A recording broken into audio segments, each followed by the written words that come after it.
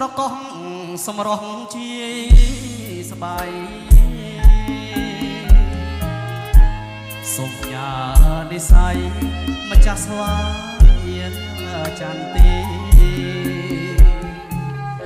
ជើងភ្នំសន្ទុំអនុសាវរីយ៍បកនឹង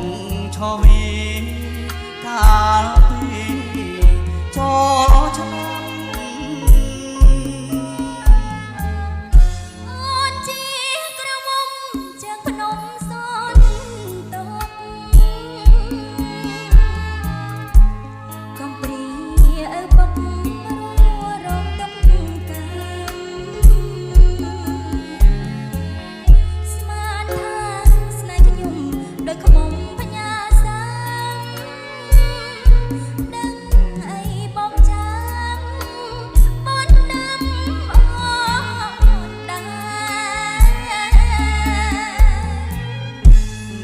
ជួប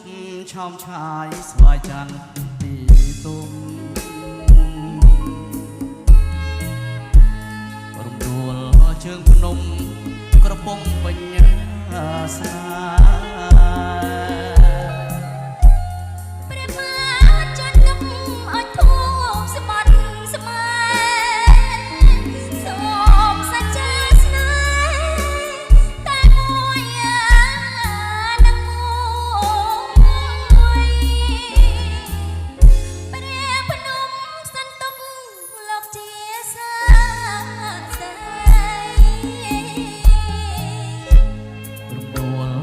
ស្បៃ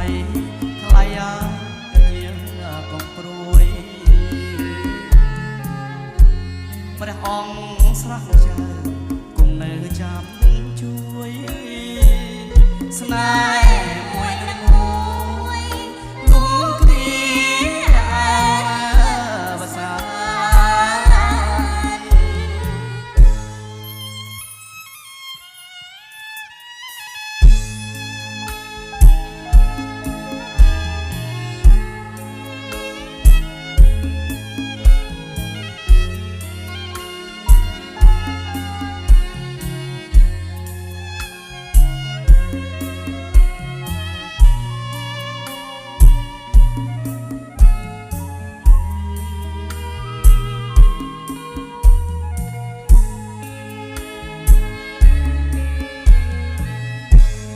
នឹកភូមិត្រកោះ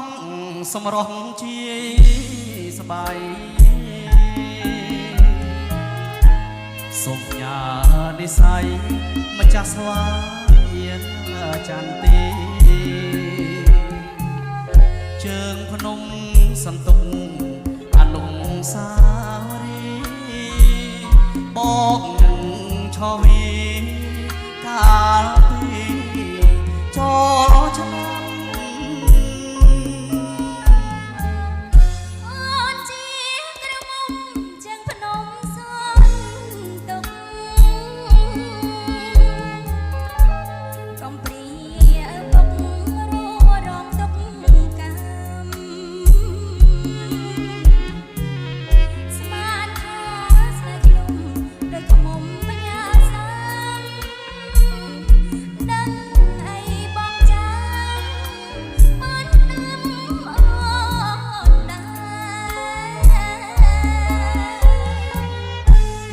ជួប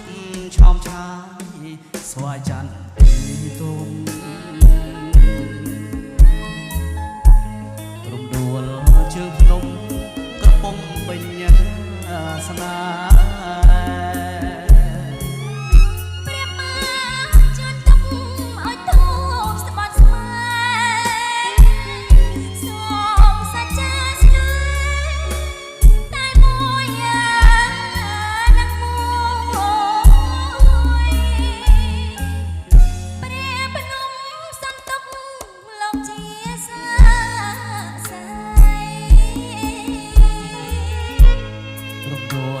ជាស្បៃថ្លៃអើយកងព្រួយព្រះអង្គស្រះចៅគង់នៅចាំជួយស្នេហ៍